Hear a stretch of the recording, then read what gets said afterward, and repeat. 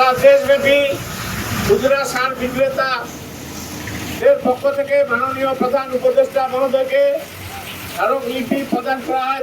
তাদের উৎকণ্ঠা, দীর্ঘদিনের জীবিকা নির্ভর খুচরা সার বিক্রয় কার্যক্রম স্থগিত হয়ে গেলে পরিবার পরিজন নিয়ে কোথায় গিয়ে দাঁড়াবো?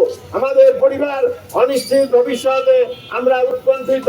এই টাকা দিয়েছিলেন এবং আমাদেরকে বলেছিলেন যে ভবিষ্যতে বর্তমানে বিসিআইসি ডিলারদের কাছ থেকে আমরা সার দিয়ে প্রান্তিক লেভেলে প্রান্তিক কৃষকের ধরে আমরা পৌঁছায় দিব।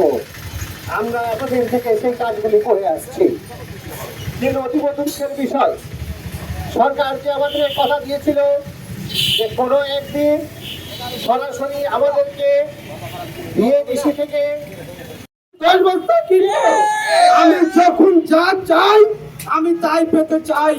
আমি কোনো ব্যারিকেড মানতে রাজি না।